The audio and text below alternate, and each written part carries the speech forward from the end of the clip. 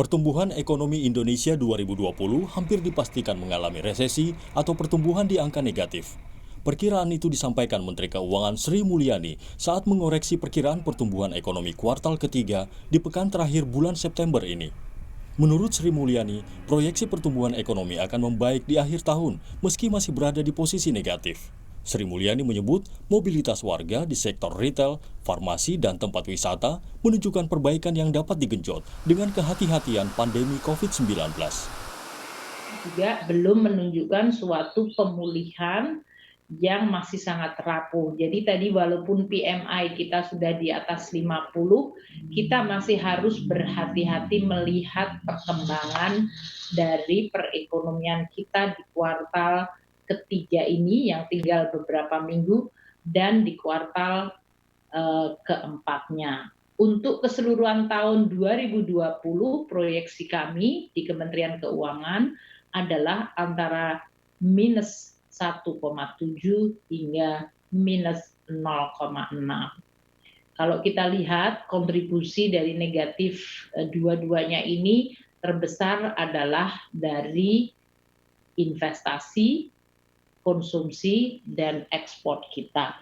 Kita menunjukkan masih terlihat momentum terutama mobilitas di tempat-tempat yang merupakan tempat untuk memenuhi kebutuhan masyarakat, yaitu retail dalam hal ini, grocery dan farmasi bahkan sudah positif, dan kalau kita lihat di beberapa tempat umum seperti taman dan tempat rekreasi juga sudah mulai menunjukkan adanya perbaikan. Pertumbuhan ekonomi Indonesia terkoreksi cukup dalam sejak kuartal pertama sebesar 2,97, lalu terus menurun hingga minus 5,23% di kuartal kedua. Pemerintah memperkirakan angka akan terdongkrak sedikit ke posisi minus 1,7% di kuartal ketiga dan minus 1,7% hingga minus 0,6% di akhir tahun. Kontraksi ekonomi terbesar dipengaruhi angka konsumsi rumah tangga yang diperkirakan minus 3 hingga minus 1,5% di kuartal ketiga. Sementara konsumsi pemerintah terdongkrak signifikan di angka 9,8 hingga 17% lewat berbagai percepatan belanja program. Sementara investasi masih mengalami tekanan minus 8,5% hingga minus 6,6%. Ekonom Institute for Development of Economics and Finance (INDEF), Bima Yudhistira, mendorong pemerintah memperluas sasaran bantuan tunai termasuk percepatan pencairan subsidi bunga kredit bagi UMKM demi pemulihan ekonomi dari komponen konsumsi rumah tangga.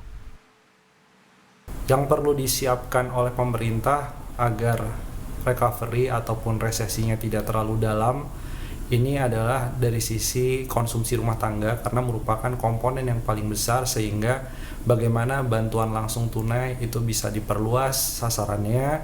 Kemudian ada dari sisi subsidi bunga UMKM itu yang pencairannya sangat lambat, bisa dialokasikan untuk pencairan bantuan-bantuan kepada UMKM, khususnya bantuan produktif kepada mikro dan ultramikro, sehingga ini bermanfaat untuk mempercepat pemulihan ekonomi di sektor real.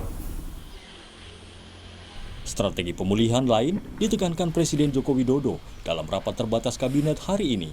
Presiden Jokowi meminta kementerian terkait memastikan seluruh skema bantuan desa tepat sasaran dan efektif sebagai penyanggah tekanan ekonomi wilayah perkotaan. Kita tahu bahwa pandemi menghantam bukan hanya seluruh lapisan masyarakat di perkotaan, tetapi juga di pedesaan. Dan ketika terjadi krisis ekonomi di perkotaan, maka desa menjadi penyangga, menjadi buffer. Karena terjadinya arus balik perpindahan penduduk dari kota ke desa. Jadi bukan urbanisasi tetapi ruralisasi. Karena itu ada beberapa hal yang saya minta untuk menjadi perhatian. Yang pertama, dalam jangka pendek, semua skema program yang berkaitan dengan jaring perlindungan sosial seperti PKH, Bansos Tunai, BLT Desa, betul-betul harus kita pastikan tepat sasaran dan berjalan efektif. dan pastikan itu diterima oleh masyarakat di desa yang terdampak COVID dan yang sangat membutuhkan. Begitu juga dengan pelaksanaan padat karya tunai yang ada di desa ini betul-betul harus dikawal sehingga bisa mengurangi beban masyarakat desa yang kehilangan pekerjaan, kesulitan mencari kerja ataupun yang berasal dari keluarga yang tidak mampu di desa. Pemerintah menyalurkan dana lebih dari 640 triliun rupiah untuk menangani COVID-19 dan pemulihan ekonomi nasional di tengah pandemi. Stimulus bantuan ini dialokasikan hingga akhir Desember tahun ini untuk membantu mendongkrak pertumbuhan ekonomi yang lebih baik mulai tahun depan. Tim Liputan, Kompas TV.